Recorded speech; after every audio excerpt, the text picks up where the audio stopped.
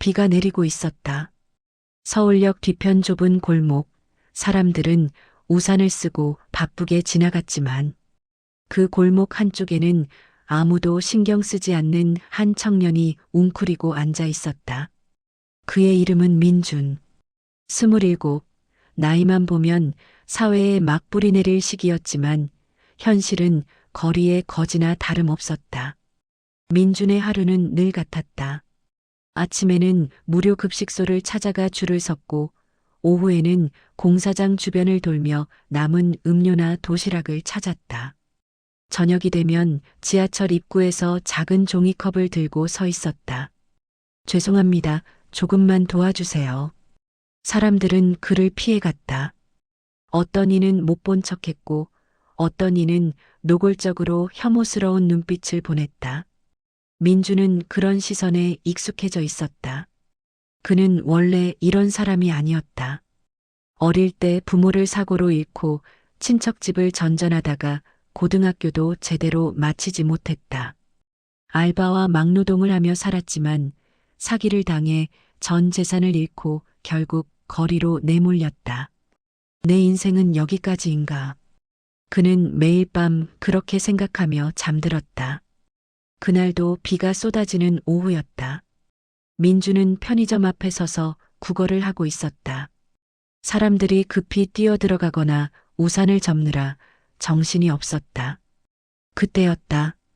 바닥에 검은색 가죽 지갑 하나가 떨어져 있는 게 눈에 들어왔다. 민주는 처음에 그걸 보자마자 고개를 돌렸다. 괜히 건드렸다가 오해라도 받으면 경찰에 끌려갈 수도 있었기 때문이다. 하지만 지갑이 빗물에 젖어가고 있는 것이 눈에 계속 밟혔다. 누군가 잃어버렸겠지. 민주는 주위를 둘러봤다. 지갑 주인을 찾는 사람은 없었다. 사람들은 바쁘게 지나갈 뿐이었다. 그는 조심스럽게 지갑을 집어들었다. 묵직했다. 손에 느껴지는 감촉만으로도 꽤 많은 현금이 들어있을 것 같았다. 민준의 심장이 빨리 뛰기 시작했다. 이거 팔면 며칠은 먹고 살 수 있을 텐데. 지갑을 열어본 순간 그의 눈이 크게 떴다. 현금이 가득 들어 있었다. 신용카드 여러 장, 명함, 그리고 신분증. 이름이 적혀 있었다. 서은영. 민주는 그 이름을 모른 채 다시 지갑을 닫았다. 그 순간 그의 머릿속에서는 두 개의 목소리가 싸우고 있었다. 이 돈이면 인생이 달라질 수도 있어. 며칠만이라도 제대로 먹고 잘 수 있어. 아니야. 이건 내 돈이 아니야. 누군가에게는 인생일 수도 있어. 민주는 손을 떨며 지갑을 꽉 쥐었다. 그에게 이 돈은 단순한 돈이 아니었다. 살아남을 수 있는 기회였다. 그는 멍하니 비를 맞으며 서 있었다. 사람들 속에서 지갑 하나를 쥔 채 그는 인생의 갈림길에 서 있었다. 그때 한 노숙자가 다가와 말했다. 야, 뭐 들고 있어? 민주는 깜짝 놀라 지갑을 숨겼다. 아, 아니에요. 노숙자는 민준의 눈빛을 보고 바로 알아챘다. 지갑 주었지? 그런 건 그냥 가져. 세상은 원래 공평하지 않아. 민주는 아무 대답도 하지 못했다. 그는 다시 지갑을 바라보았다. 만약 이걸 가진다면 그는 오늘부터 배를 골지 않아도 된다. 하지만 이걸 돌려준다면 그는 여전히 거지일 것이다. 민주는 천천히 고개를 들었다. 그리고 조용히 말했다. 그래도 돌려줘야죠. 노숙자는 비웃듯 웃었다. 너 참 이상한 놈이구나. 세상에서 제일 가난한 놈이 제일 착하네. 민주는 그 말을 듣고도 아무 말도 하지 않았다. 그는 비를 맞으며 경찰서 쪽으로 발걸음을 옮겼다. 그가 알지 못했던 사실이 하나 있었다. 그 지갑의 주인 서은영은 국내 굴지의 기업을 운영하는 백만장자 여회장이라는 것. 그리고 이 선택이 그의 인생을 완전히 바꿔놓게 될 것이라는 사실도. 경찰서는 생각보다 멀지 않았다. 민주는 지갑을 꼭 쥔 채 비를 맞으며 걸었다. 손바닥에 땀이 배어 지갑이 미끄러질까봐 더 세게 움켜쥐었다. 경찰서 문을 열자 따뜻한 공기가 확 밀려왔다. 그 따뜻함이 오히려 민준을 더 초라하게 만들었다. 젖은 점퍼, 낡은 운동화, 비에 눌린 머리카락. 사람들의 시선이 그를 스쳐 지나갔다. 여기 분실물 맡기려고요. 민준이 조심스럽게 말하자 안내 데스크에 앉아있던 경찰이 힐끗 그를 훑어봤다. 분실물? 지갑을 주었어요. 길에서요. 경찰은 잠깐 눈썹을 치켜 올렸다. 솔직히 민준 같은 차림새가 지갑을 주워서 왔다고 말하면 대부분은 의심부터 하게 마련이었다. 어디서 주웠어요? 민준은 정확히 설명했다. 어느 골목, 편의점 앞, 몇 시쯤, 주변에 사람이 많았다는 것까지. 그는 괜히 불필요한 오해를 만들까봐 최대한 자세히 말하려고 애썼다. 경찰은 지갑을 받아들고 내용물을 확인했다. 그 순간 경찰의 표정이 아주 미묘하게 굳었다.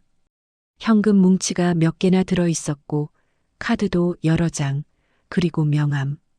경찰이 명함을 읽는 순간 눈이 크게 떠졌다. 서은영? 민주는 고개를 끄덕였다. 네. 그 이름이 적혀 있더라고요. 경찰은 자리에서 일어나 옆쪽 사무실로 들어갔다. 그리고 누군가에게 작은 목소리로 말하는 게 들렸다. 서 회장 지갑이래. 지금 여기 분실물로 들어왔는데. 민주는 그 말이 무슨 뜻인지 몰랐다. 서 회장? 회장?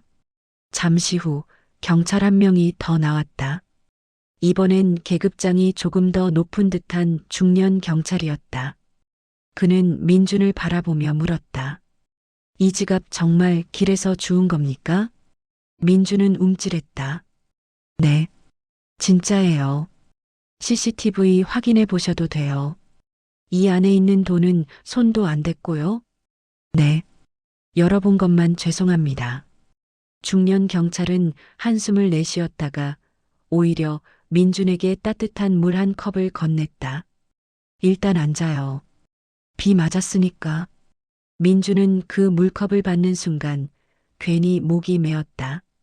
그동안 사람에게서 이런 작은 친절을 받은 적이 거의 없었다. 이 지갑 주인 그냥 평범한 사람이 아닙니다. 민준은 당황했다. 아, 그래요? 경찰은 명함을 다시 보여줬다. 거기엔 금박으로 또렷하게 적혀 있었다. 서은영 은영그룹 회장. 민준은 멍해졌다. 그룹 회장? 내가 주운 지갑이? 그는 돈이 많아 보이긴 했지만 이렇게까지 큰 사람일 거라고는 상상도 못했다. 경찰은 전화를 걸었다. 잠시 후 전화를 받은 쪽에서 다급한 목소리가 들리는 듯했다. 예. 분실물로 들어왔습니다. 네. 지금 여기 있습니다. 그때였다. 경찰서 바깥에서 갑자기 차량 여러 대가 멈춰 서는 소리가 들렸다. 유리문 너머로 검은 세단 2대가 빠르게 들어왔고 그 뒤로 또 다른 차량이 줄지어 섰다. 경찰서 안의 분위기가 확 달라졌다. 뭐야, 연예인 온 거야? 아니, 저거 번호판 회사 차량 같은데? 직원들이 웅성대는 사이 문이 열렸다. 먼저 들어온 건 검은 정장을 입은 남자 2명이었다. 귀에 이어폰을 끼고 주변을 빠르게 훑었다. 그 뒤를 이어 한 여성이 들어왔다. 민주는 순간 숨을 삼켰다. 그 여자는 TV에서나 볼 법한 분위기를 가지고 있었다. 세련된 코트, 단정한 헤어스타일, 흔들림 없는 눈빛. 하지만 그 눈빛에는 분명한 피로가 깔려 있었다. 여성은 경찰서 안을 한번 훑어보더니 곧장 안내 데스크 쪽으로 걸어왔다. 서은영입니다. 그 목소리는 차분했지만 어디에도 흔들림이 없었다. 경찰이 급히 자리에서 일어났다. 아, 회장님 여기로 오셨네요. 분실물이 들어와서 연락드렸습니다. 서은영은 고개를 끄덕였다. 지갑을 찾아준 분은 어디 계시죠? 경찰이 민준을 슬쩍 가리켰다. 저기 앉아 계신 분입니다. 서은영의 시선이 민준에게로 향했다. 민준은 무의식적으로 몸을 움츠렸다. 그 눈빛이 너무 강해서 마치 자신이 신문당하는 느낌이 들었다. 서은영은 민준에게 천천히 다가왔다. 그리고 민준 앞에서 멈춰섰다. 당신이 제 지갑을 찾으셨나요? 민준은 자리에서 벌떡 일어났다. 아, 네. 길에서 주웠습니다. 빗물에 젖어 있어서 그냥.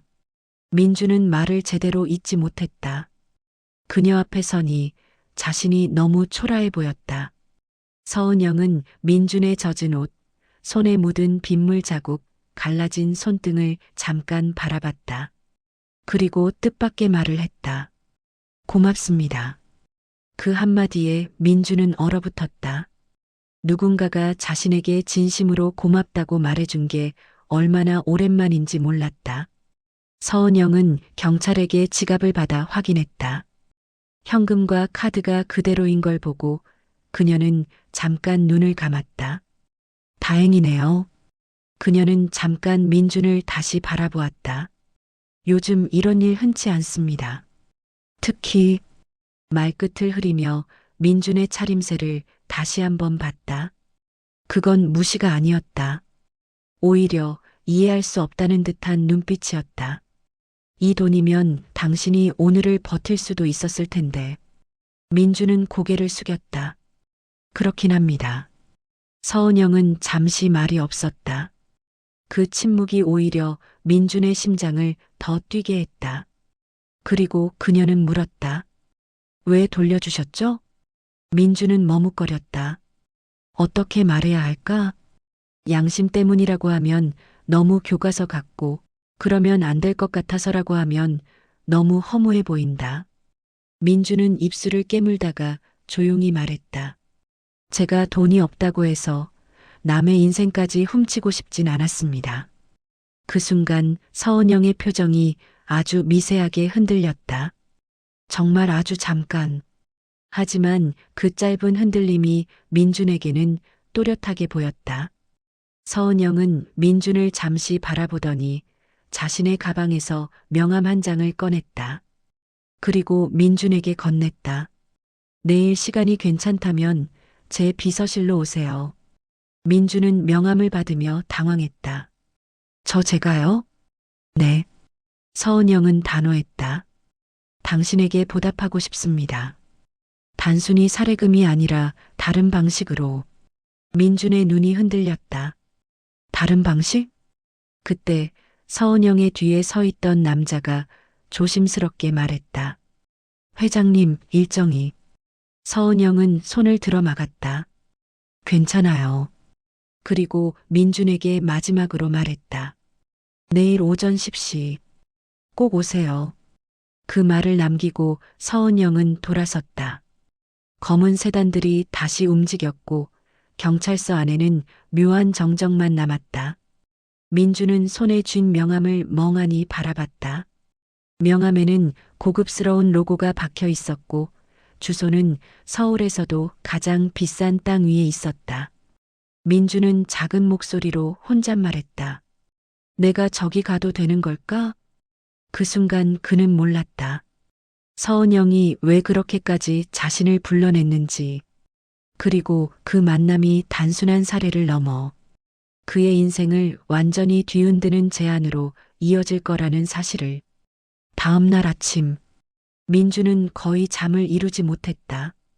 명함을 몇 번이나 들여다봤다. 은영그룹 본사, 비서실. 주소를 검색해보니 TV 뉴스에서나 보던 초고층 빌딩이 화면에 떴다.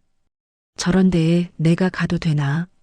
민주는 공사장 화장실에서 얼굴을 씻고 유일하게 가지고 있던 깨끗한 셔츠를 꺼내 입었다.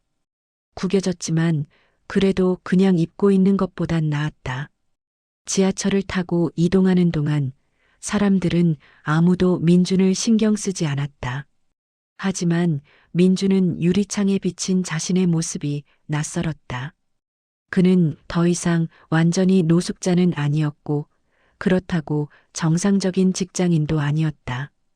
어중간한 경계에 서 있었다. 본사 건물 앞에 섰을 때 민주는 압도당했다. 유리로 된 거대한 외벽 로비를 오가는 정장 차림의 사람들. 여기서 쫓겨나지 않을까?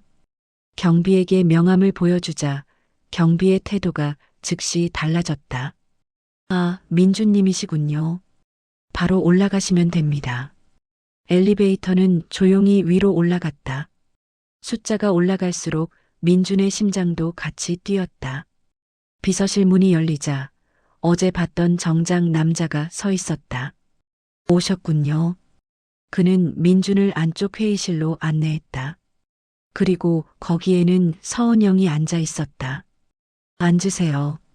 민준은 조심스럽게 의자에 앉았다. 서은영은 민준을 위아래로 천천히 훑어봤다. 동정도 무시도 아닌 무언가를 측정하는 듯한 눈빛이었다. 어제는 고마웠습니다. 아, 아닙니다. 솔직하게 묻겠습니다. 지금 형편이 어떻습니까? 민주는 잠시 망설였지만 거짓말할 이유가 없었다. 집이 없습니다. 일도 없고요. 비서가 살짝 놀란 표정을 지었지만 서은영은 아무렇지도 않게 고개를 끄덕였다. 그런데도 제 지갑을 돌려줬죠. 네.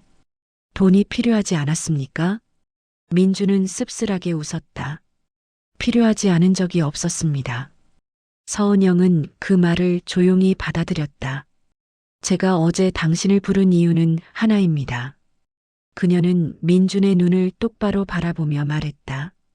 당신이 얼마나 정직한 사람인지 확인하고 싶었습니다. 민준은 당황했다. 이미 지갑을 돌려드렸잖아요. 그게 전부는 아닙니다.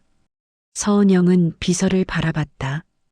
비서는 서류 하나를 테이블 위에 올려놓았다. 어제 경찰서 CCTV를 확인했습니다. 민준의 심장이 덜컥 내려앉았다. 지갑을 주운 뒤 당신은 12분 동안 그 자리에 서 있었습니다. 서은영의 말은 정확했다. 그 시간 동안 당신은 지갑을 여러 번 열었다 닫았고 주변을 살폈고 결국 경찰서로 향했죠. 민주는 아무 말도 하지 못했다. 대부분의 사람은 즉시 경찰서로 가지 않습니다. 더군다나 당신 같은 상황이라면. 서은영은 천천히 몸을 기울였다. 그 12분이 중요했습니다. 당신은 유혹을 이겼습니다. 그래서 여기 앉아 있는 겁니다. 민주는 손을 꽉 쥐었다. 그럼 왜 저를 부르신 건가요? 서은영은 잠시 생각하더니 말했다. 저는 사람을 믿지 않습니다. 특히 돈과 관련된 상황에서는. 하지만 어제 당신이 제 신뢰를 얻었습니다. 서은영은 종이를 한 장 밀어왔다. 일자리를 제안합니다. 민주는 눈을 크게 떴다. 저한테요? 네. 우리 그룹에서 신뢰가 가장 중요한 부서입니다. 전 경력도 없고 학력도 필요 없습니다. 서은영은 단호했다. 필요한 건 딱 하나, 정직함입니다. 민주는 종이를 들여다봤다. 연봉 숫자를 보는 순간 숨이 멎는 것 같았다. 그 돈은 민준이 평생 만져본 적 없는 액수였다. 이게 진짜입니까? 조건이 있습니다. 민주는 다시 서은영을 바라봤다. 3개월 동안 수습 기간. 단 한 번이라도 신뢰를 깨면 모든 것은 끝입니다. 민주는 침을 삼켰다. 왜 저를 이렇게까지 믿으시는 거죠? 서은영은 잠시 말을 멈췄다. 그리고 아주 조용히 말했다. 저도 한때는 가난한 사람이었으니까요. 그 말 속에는 돈으로도 가릴 수 없는 어떤 과거가 담겨 있었다. 민주는 알았다. 이 제안은 단순한 기회가 아니라 시험이라는 것을. 그리고 그는 고개를 끄덕였다. 해보겠습니다. 서은영의 입가에 아주 미세한 미소가 스쳤다. 후회하지 않게 해보세요. 민주는 그날 거리에서가 아니라 초고층 빌딩의 회의실에서 인생의 두 번째 출발을 했다. 하지만 그는 아직 몰랐다. 이 선택이 그를 백만장자로 이끄는 시작이 될지 아니면 더 큰 시험의 입구가 될지. 민준의 첫 출근 날. 그는 새로 받은 사원증을 목에 걸고도 믿기지 않았다. 며칠 전까지만 해도 지하철 입구에서 종이컵을 들고 서 있던 자신이 지금은 은영그룹 본사 로비에서 보안 게이트를 통과하고 있었다. 엘리베이터에서 내리자 비서실 직원들이 바쁘게 움직였다. 누군가는 전화로 회의 일정을 조율했고 누군가는 서류를 들고 뛰듯 걸었다. 민주는 순간 얼어붙었다. 내가 여기에 어울리나? 그때 비서실장 박정우가 다가왔다. 어제 경찰서에 서 있던 그 정장 남자였다. 민준 씨, 따라오세요. 박정우는 말투도 표정도 철저히 업무용이었다. 친절하지도 차갑지도 않았다. 오히려 민준에게는 그 무표정이 더 무서웠다. 수습 기간 동안 민준 씨가 맡을 업무는 간단합니다. 박정우는 민준을 작은 사무실로 데려갔다. 안에는 금고처럼 생긴 캐비닛이 있었고 책상 위에는 잠금 장치가 달린 서류 가방이 놓여 있었다. 여기는 회장님 개인 문서와 중요 자료를 다루는 공간입니다. 민준은 숨을 삼켰다. 민준 씨가 하는 일은 단순합니다. 서류 봉인 확인, 전달, 보관. 열어보면 안 되고 내용은 알 필요도 없습니다. 민준은 고개를 끄덕였다. 네, 알겠습니다. 박정우는 민준을 바라보며 덧붙였다. 그리고 하나 더. 이곳에서는 정직이 아니라 침묵이 더 중요할 때도 있습니다. 민준은 그 말이 무슨 뜻인지 완전히 이해하지 못했다. 하지만 고개만 끄덕였다.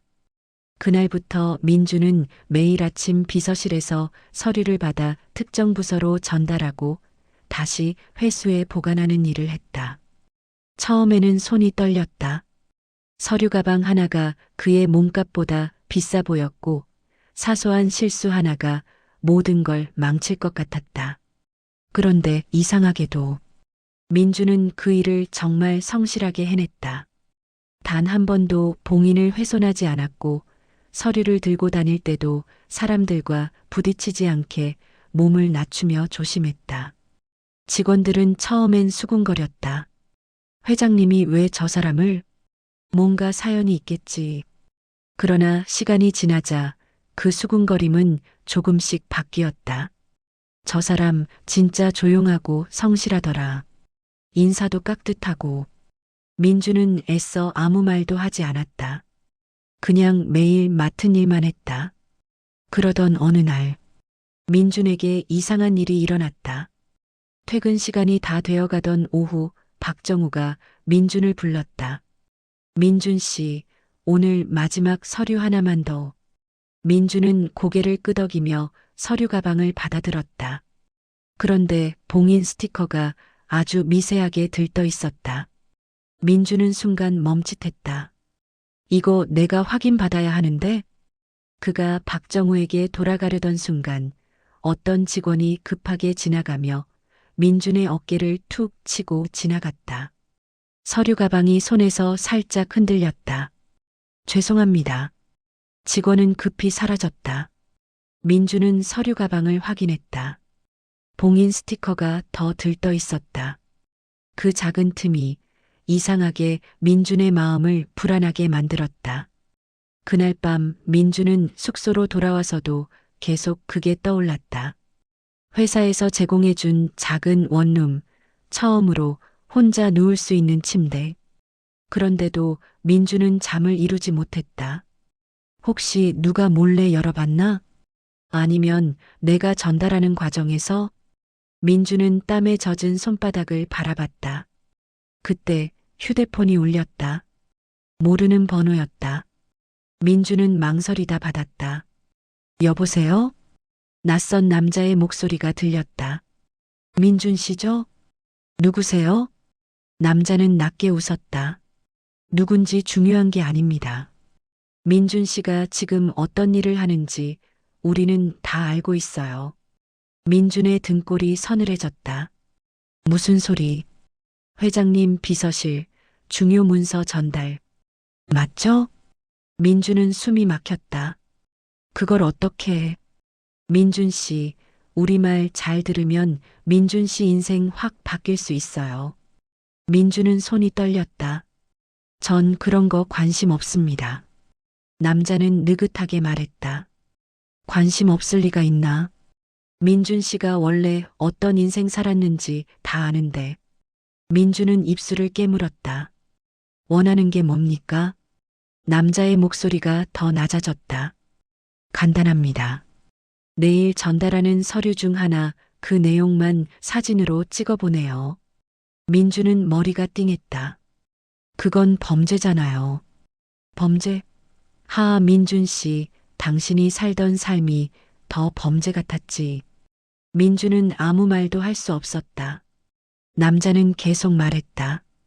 대가 충분히 주죠. 민준 씨가 평생 못 만져본 돈. 민준은 순간 지갑 속 현금이 떠올랐다. 그때도 그는 유혹을 이겼다. 그런데 지금은 상황이 달랐다. 지금의 민준은 이미 기회를 잡은 상태였다. 그런데 이 기회가 언제든 무너질 수도 있었다. 남자는 마지막으로 말했다. 사진 한 장. 그거면 민준 씨 다시는 굶지 않아도 돼요. 통화가 끊겼다. 민준은 핸드폰을 쥔 채 멍하니 앉아 있었다. 밖에서는 차 소리가 들렸고 방 안은 고요했다. 그 고요 속에서 민준은 자신에게 묻고 있었다. 내가 또 시험대에 오른 건가? 그 다음 날 민준은 출근했다. 그리고 정말로 박정우가 준 서류 가방 중 하나가 어제와 비슷하게 봉인이 미세하게 들떠 있었다. 민준은 심장이 쿵 내려앉는 걸 느꼈다. 이건 우연이 아니다. 그때 복도 끝에서 누군가 민준을 바라보고 있었다. 정장 차림의 낯선 남자. 그 남자는 민준에게 아주 미세하게 고개를 끄덕였다. 민준은 알았다. 지금 이 순간 그가 어떤 선택을 하느냐에 따라 그의 인생이 완전히 달라질 것이다. 그리고 민준은 서류 가방을 들고 조용히 방향을 틀었다. 회장실이 있는 층으로. 민준은 엘리베이터 안에서 계속 손을 떨고 있었다. 서류 가방이 유난히 무겁게 느껴졌다. 이걸 회장님께 직접 말하면 나는 어떻게 될까? 그는 잠시라도 머뭇거리면 안 된다고 생각했다. 지금 돌아서면 그는 평생 자신을 용서하지 못할 것이다. 엘리베이터 문이 열리자 조용한 복도가 나타났다. 회장실 앞에는 늘처럼 2명의 보안 요원이 서 있었다. 민준 씨? 한 명이 민준을 알아보고 말했다. 무슨 일입니까? 민준은 깊게 숨을 들이켰다. 회장님께 꼭 드릴 말씀이 있습니다. 지금 바로요. 보안 요원은 잠시 무전으로 확인하더니 고개를 끄덕였다. 들어가세요. 문이 열렸다. 서은영은 큰 창문 앞에 서서 서울 시내를 내려다보고 있었다. 뒷모습만 봐도 위압감이 느껴졌다. 회장님, 서은영이 돌아섰다. 무슨 일이죠? 민주는 서류 가방을 테이블 위에 올려놓았다. 이 서류 문제가 있습니다. 서은영의 눈빛이 즉시 바뀌었다. 무슨 문제죠? 민주는 침을 삼켰다. 누군가 이 안의 내용을 빼내려고 하고 있습니다. 저한테 연락도 왔습니다. 순간 방 안 공기가 무겁게 가라앉았다. 서은영은 한치도 흔들리지 않은 표정으로 말했다. 누가요? 모릅니다. 익명 번호였습니다. 하지만 이 서류가 목표라는 건 분명합니다. 서은영은 천천히 의자에 앉았다. 왜 나에게 말했죠? 민주는 고개를 들었다. 저 이 기회가 얼마나 큰지 압니다. 하지만 이걸로 시작하면 저는 다시 바닥으로 떨어질 사람이라는 것도 압니다. 서은영은 민준을 가만히 바라봤다. 돈이 필요하지 않았습니까? 필요했습니다.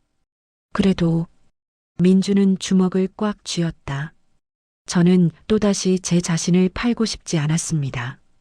서은영은 잠시 아무 말도 하지 않았다. 그 침묵 속에서 민주는 자신이 모든 걸 잃을지도 모른다고 느꼈다. 그리고 그녀가 입을 열었다. 민준 씨, 네. 당신은 방금 당신의 인생을 2번 구했습니다. 민주는 고개를 들었다. 한 번은 지갑으로, 한 번은 지금.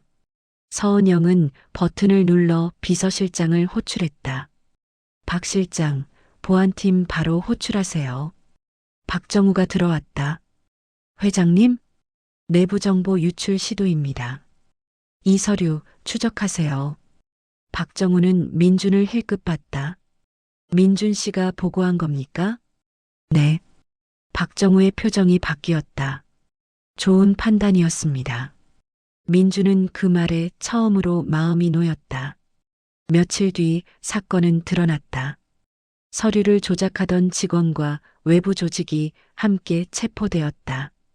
민준이 들고 온 그 서류가 결정적 증거였다. 그리고 서은영은 민준을 다시 불렀다. 수습 기간 이제 끝입니다. 민준은 가슴이 철렁 내려앉았다. 그럼 정식 채용이 아니라. 서은영은 미소를 지었다. 특별 승진입니다. 민주는 말을 잃었다. 당신은 이제 단순한 직원이 아닙니다. 제 개인 신뢰 담당이 될 겁니다. 그날 민준의 연봉은 다시 한번 뛰어올랐다. 하지만 더 중요한 건 그가 처음으로 누군가의 절대적인 신뢰를 얻었다는 사실이었다. 서은영은 조용히 말했다. 민준 씨, 저는 돈이 많은 사람을 수없이 봤습니다. 하지만 믿을 수 있는 사람은 거의 없었습니다. 민주는 고개를 숙였다. 그 믿음 잃지 않겠습니다. 서은영은 창밖을 바라보며 중얼거렸다. 당신이 왜 여기까지 왔는지 이제 알겠군요. 그리고 민주는 그날 비로소 과거의 자신과 완전히 결별했다. 하지만 이 이야기는 여기서 끝이 아니었다. 서은영의 과거, 그리고 왜 그녀가 민준에게 그토록 특별한 기회를 준 것인지 그 비밀이 곧 드러나게 된다. 서은영은 어느 날 민준을 조용히 불렀다. 이번엔 회의실이 아니라 회장실 안쪽 작은 휴게실이었다. 차 한잔하죠. 민준은 고개를 끄덕이며 맞은편에 앉았다. 서은영은 창밖을 바라보며 말했다. 민준 씨, 내가 왜 당신에게 그렇게 집착했는지 궁금하지 않았나요? 민준은 솔직하게 고개를 끄덕였다. 조금은 그렇습니다. 서은영은 천천히 말을 꺼냈다. 나도 예전에 당신과 같은 사람이었습니다. 민준은 놀랐다. 회장님이요? 믿기 힘들겠죠. 서은영의 눈빛이 과거를 향해 멀어졌다. 20살 때 저는 공장 기숙사에서 살던 가난한 여공이었어요.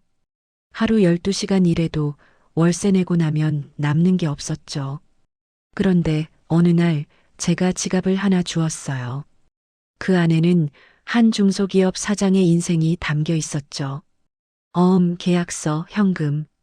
민주는 숨을 삼켰다. 그때 저는 그걸 돌려줬습니다. 그 사장이 저에게 물었어요.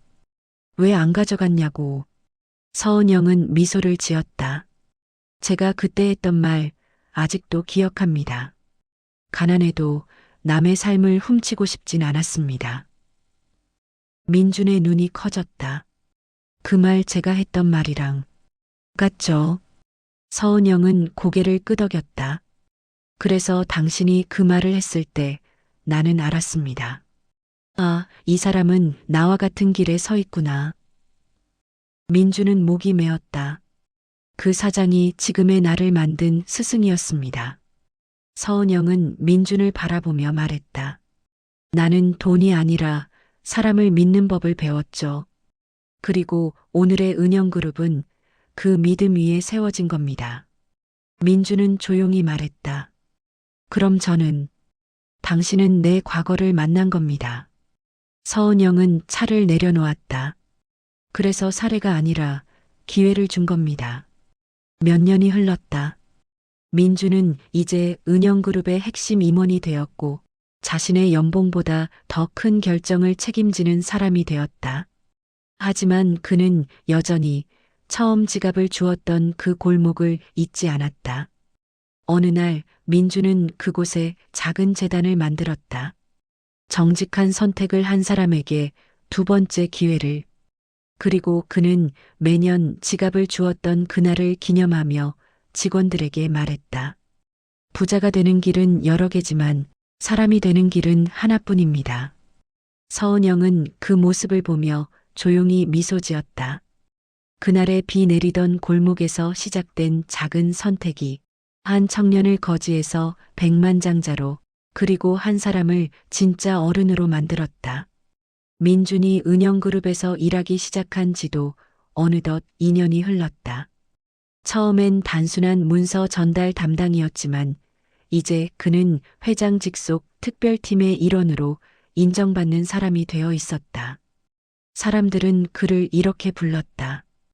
회장님이 가장 믿는 사람. 하지만 민주는 여전히 겸손했다. 아침마다 회사 로비를 지나갈 때면 그는 늘 초심을 떠올렸다. 나는 운이 좋아서 여기까지 온 사람이다. 그 생각이 그를 지탱하고 있었다. 다시 만난 그 골목. 어느 비 오는 저녁, 민주는 퇴근길에 문득 옛날 자신이 지갑을 주었던 그 골목을 찾아갔다. 모든 것이 그대로였다. 낡은 편의점 간판, 축축한 아스팔트 냄새, 그리고 사람들에게 잊혀진 작은 공간. 민주는 그곳에서 한참을 서 있었다. 여기서 내 인생이 바뀌었지.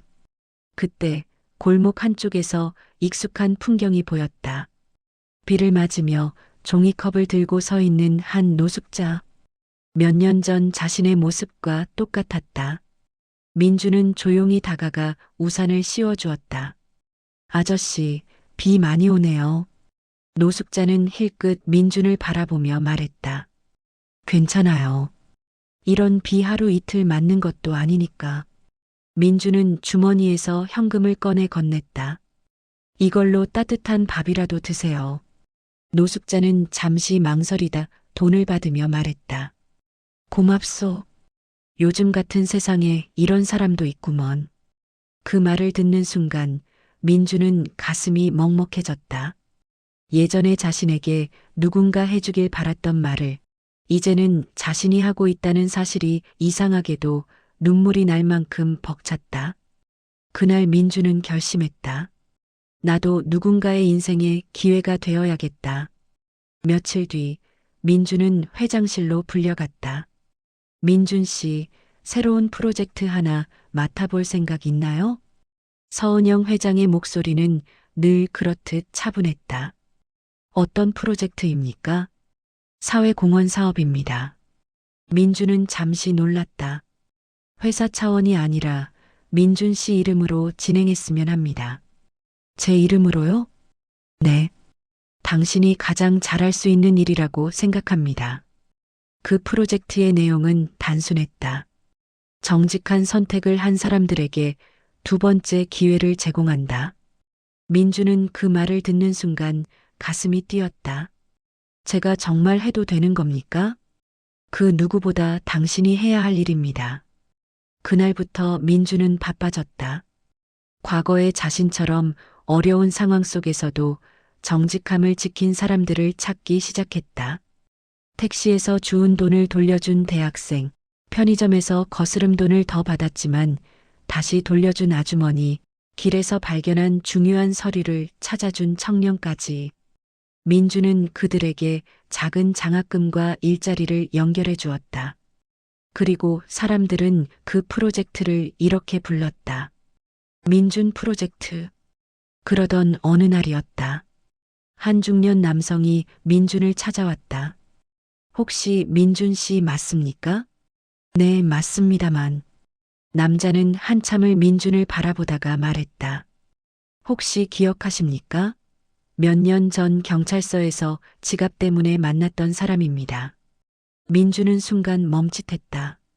그는 바로 그날 경찰서에서 민준을 의심 어린 눈으로 바라보던 경찰관이었다. 아, 기억납니다. 남자는 깊게 고개를 숙였다. 그때 제가 민준 씨를 의심했었습니다. 솔직히 말하면 거짓 차림의 사람이 지갑을 들고 오니 믿기 어려웠습니다. 민준은 조용히 웃었다. 당연한 일이었죠. 그런데 그날 이후로 저는 제 자신이 부끄러웠습니다. 남자는 눈시울을 붉혔다. 그때 이후로 저도 사람을 다시 보기 시작했습니다. 민준 씨 덕분에요. 민준은 아무 말도 하지 못했다. 자신의 작은 행동 하나가 누군가의 삶까지 바꿨다는 사실이 믿기지 않았다. 하지만 인생은 늘 순탄하지만은 않았다. 어느 날 회사 내부에서 큰 문제가 터졌다. 민준이 맡고 있던 프로젝트를 두고 외부에서 악의적인 소문이 퍼지기 시작한 것이다. 가난한 사람을 이용해 이미지 세탁을 한다. 회장에게 잘 보이기 위한 쇼일 뿐이다. 언론까지 그 소문을 다루기 시작했고 민준은 순식간에 논란의 중심에 서게 되었다. 회의실에서 임원들은 말했다. 프로젝트를 잠시 중단하는 게 어떻겠습니까? 민준은 조용히 고개를 저었다. 아닙니다. 멈추면 안 됩니다. 하지만 회사 이미지가. 그때 회의실 문이 열렸다. 서은영 회장이 들어왔다.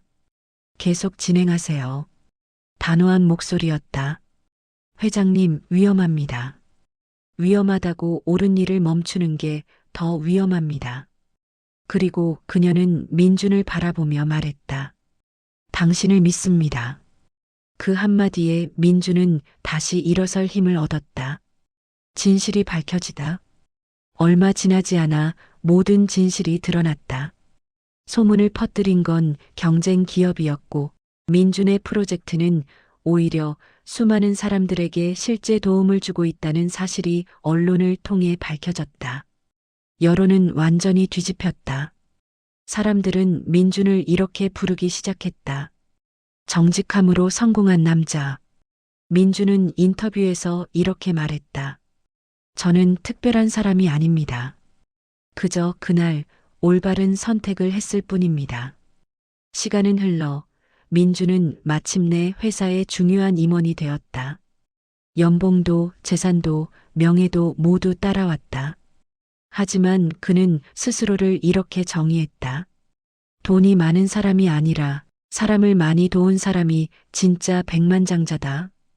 그는 과거 자신처럼 길 위에서 방황하던 사람들을 위해 무료 급식소와 쉼터를 만들었고 매년 수백 명에게 새로운 일자리를 연결해 주었다.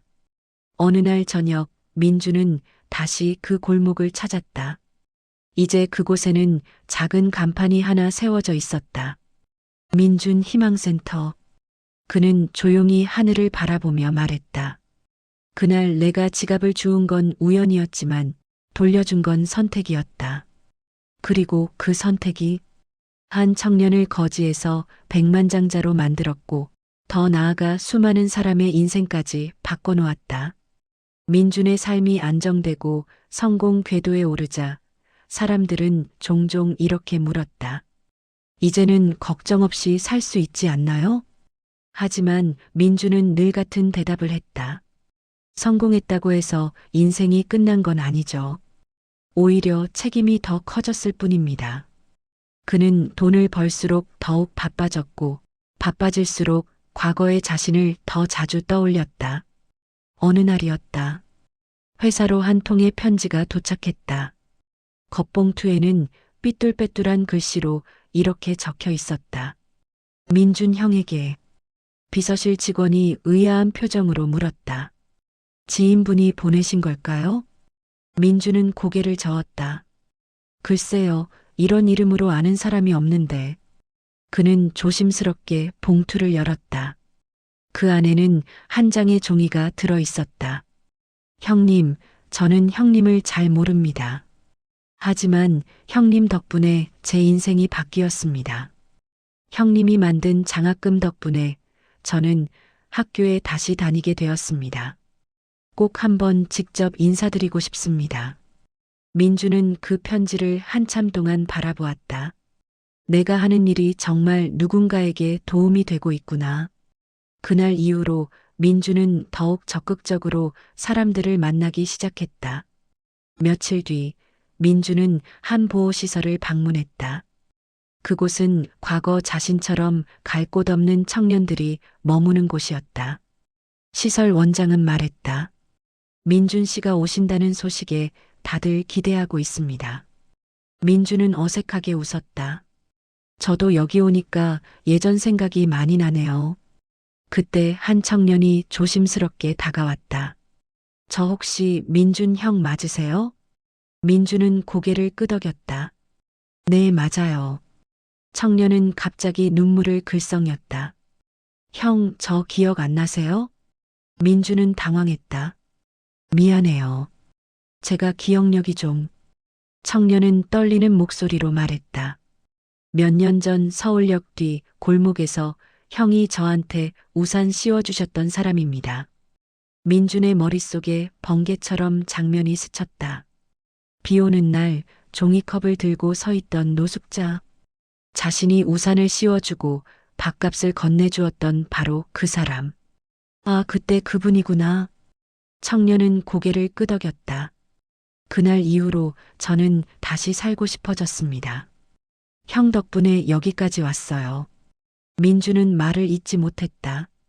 그저 작은 친절이라고 생각했던 행동이 한 사람의 인생을 다시 일으켜 세웠다는 사실이 너무도 크게 다가왔다. 그날 밤 민주는 일기에 이렇게 적었다. 성공은 숫자가 아니라 살린 사람의 숫자로 계산하는 것이다. 하지만 민준의 삶에 늘 좋은 일만 있었던 것은 아니었다. 어느 날 은영그룹 내부에서 거대한 인수합병 프로젝트가 진행되었다. 그 과정에서 민주는 중요한 역할을 맡게 되었다. 그리고 다시 한번 유혹이 찾아왔다. 한 투자사가 비밀리에 접근해 왔다.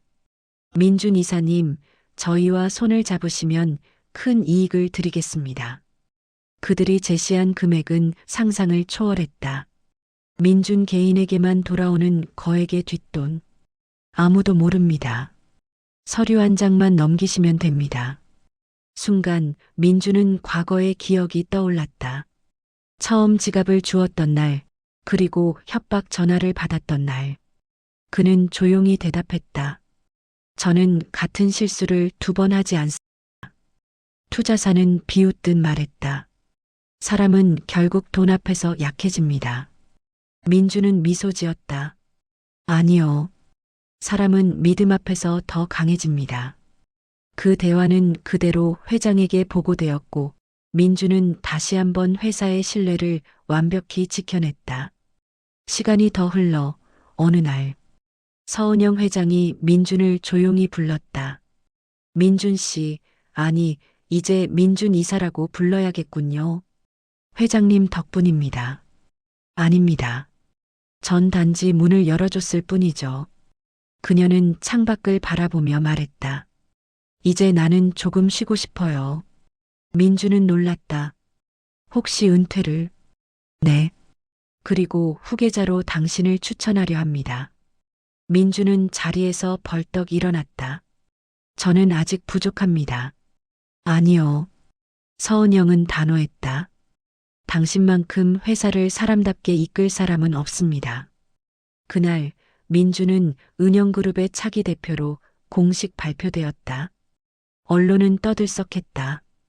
거지 청년에서 대기업 대표로 정직함이 만든 기적의 신화. 대표 취임식 날. 민주는 수많은 사람 앞에서 이렇게 말했다. 저는 특별한 사람이 아닙니다. 단지 한번 올바른 선택을 했을 뿐입니다. 그리고 그 선택이 제 인생을 바꿨습니다. 그는 잠시 말을 멈추고 이어 말했다. 이제 저는 누군가에게 그런 선택의 기회를 주는 사람이 되겠습니다. 사람들은 뜨거운 박수를 보냈다. 그날 저녁 민주는 혼자 예전 그 경찰서를 찾았다. 처음 지갑을 맡기러 갔던 바로 그곳. 그는 조용히 미소 지었다. 모든 건 여기서 시작됐지. 그리고 혼잣말처럼 말했다. 만약 그날 내가 다른 선택을 했다면 지금의 나는 없었겠지. 밖에는 또다시 비가 내리고 있었다. 하지만 이제 그 비는 가난한 청년을 적시는 차가운 비가 아니라 새로운 희망을 알리는 따뜻한 비처럼 느껴졌다. 민주는 혼자 예전 그 경찰서를 찾았다. 처음 지갑을 맡기러 갔던 바로 그곳. 그는 조용히 미소 지었다. 모든 건 여기서 시작됐지. 그리고 혼잣말처럼 말했다. 만약 그날 내가 다른 선택을 했다면 지금의 나는 없었겠지. 밖에는 또다시 비가 내리고 있었다. 하지만 이제 그 비는 가난한 청년을 적시는 차가운 비가 아니라 새로운 희망을 알리는 따뜻한 비처럼 느껴졌다. 민주는 혼자 예전 그 경찰서를 찾았다. 처음 지갑을 맡기러 갔던 바로 그곳. 그는 조용히 미소 지었다. 모든 건 여기서 시작됐지. 그리고 혼잣말처럼 말했다. 만약 그날 내가 다른 선택을 했다면 지금의 나는 없었겠지. 밖에는 또다시 비가 내리고 있었다.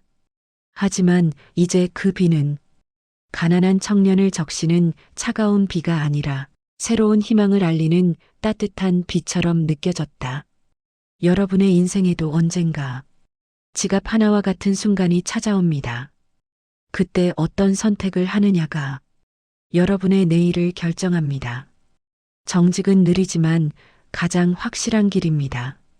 오늘 이야기가 마음에 드셨다면 구독과 좋아요로 응원 부탁드립니다. 여러분의 작은 클릭이 또 다른 감동을 만듭니다.